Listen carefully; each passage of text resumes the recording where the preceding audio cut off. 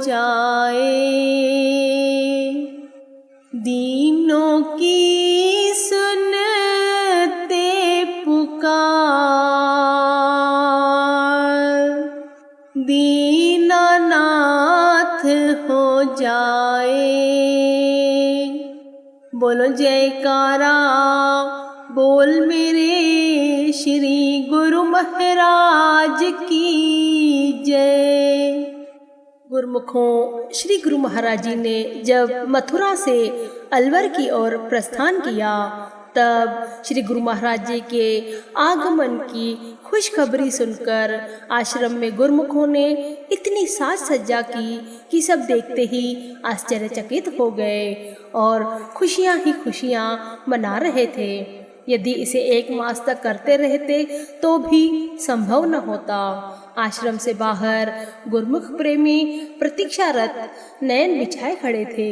दूर से आती हुई श्री कार को देखकर ढोल नगाड़े व शहनाइयां बजाने लगे। श्री कार के आगे आगे नाचते हुए आश्रम तक पहुँचे। आदरणीय बाई जी भक्ति रत्नानंद जी ने हार्दिक उल्लास से श्री गुरु महाराज जी का अभिवादन किया। श्री गुरु महाराज जी पलंग पर विराजमान होकर अमृतवाणी में फरमाने लगे, अलवर वाले प्रेमी सब ठीक हैं? सभी ने ऊंचे स्वर में जयकारे लगाए। सबके हृदय में खुशियों का पैमाना छलकने लगा। श्री गुरु महाराज जी वहाँ पर 3 दिन विराजमान रहे। समीप एवं दूर दूर से प्रेमी जन उमड़ उमड़ कर यहाँ पहुँच रहे थे। यहाँ तक कि दिल्ली के प्रेमी भी श्री दर्शन का सौभाग्य पाने के लिए वहाँ पहुँच गए। यहाँ पर अत्यधिक संगतों के आने और ठहरने व भोजन की सुव्यवस्था का प्रबंध टेंट लगाकर किया गया। इसी प्रकार एक विशाल पंडाल की व्यवस्था भी की गई। यहाँ पर श्री गुरु महाराज जी ने श्री दर्शन और श्री वचनों से जागृति प्रदान करते हुए सबको कृतार्थ किया। इसके पश्चात श्री गुरु महाराज जी ने अलवर की कुटिया में प्रस्थान किया। यहाँ पर भी श्री प्रभु जी के आगमन की खुशखबरी मिल चुकी थी। सबने बहुत धूमधाम से स्वागत किया।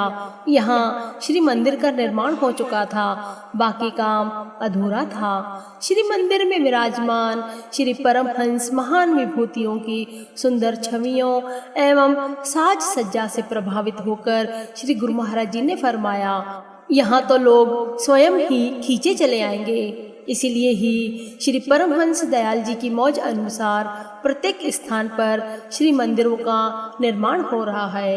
हम श्री तृतीय पातशाही जी गुरु महाराज जी का वायदा पूर्ण करने आए हैं। उन्होंने यहाँ आने का वायदा किया था। बाई जी ने विनय की, स्वामी जी, भगवान अपनी रूहों को पहचानते हैं। उनके दिल में प्रभु मिलन की अभिलाषा को जागृत करते हैं। स्वयं चलकर उनके पास पहुँचते हैं। भक्त वत्सल बिरत संवारणहार श्री गुरु महाराज जी, आपका नाम, आपकी असीम कृपा के हम सब आभारी हैं। वहाँ पर एक महिला श्री चरणों में मत्था टेकने आई।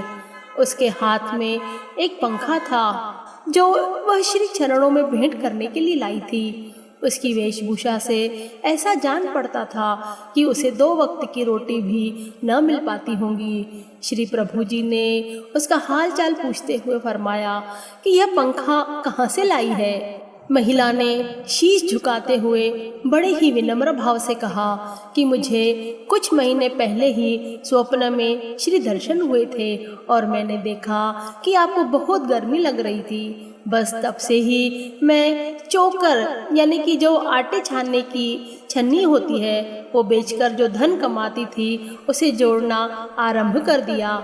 उसी धन से आज मैं अपनी भावना पूर्ण कर पाई हूँ।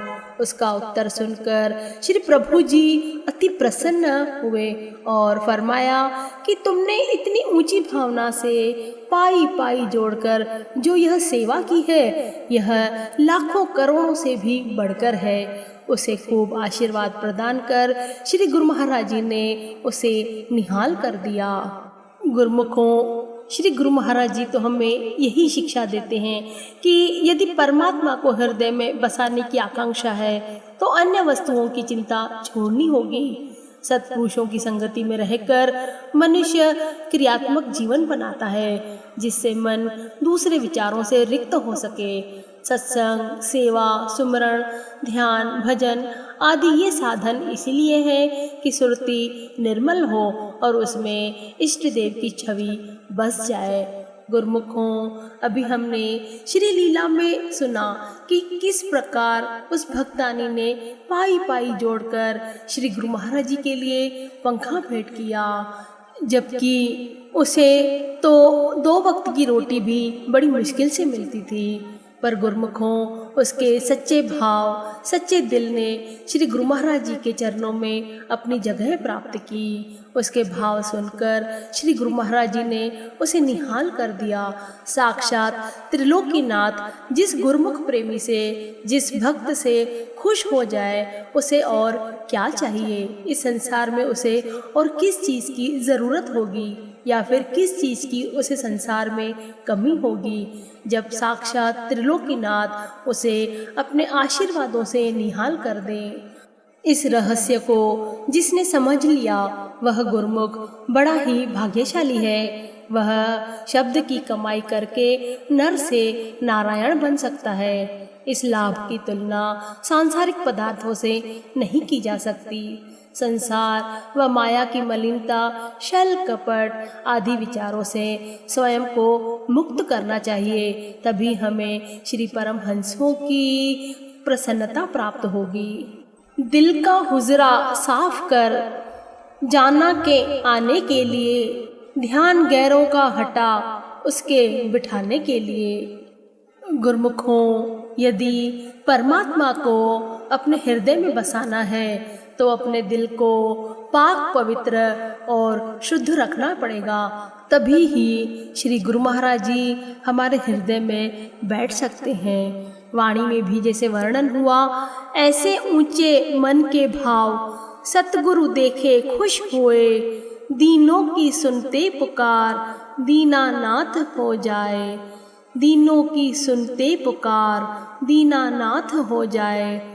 गुरुमुखों, जिस प्रेमी के मन के भाव ऊंचे रहते हैं, जिस प्रकार हमने श्री लीला में सुना कि भक्तानी के कैसे ऊंचे भाव, गरीब होने के बावजूद भी वह पाई पाई जोड़कर श्री परमहंसों के लिए पंखा लेकर आई, तो ऐसे ऊंचे भाव वाले गुरुमुख प्रेमियों के लिए श्री गुरु महाराज जी भी अपना सब कुछ न्यौछावर करते हैं।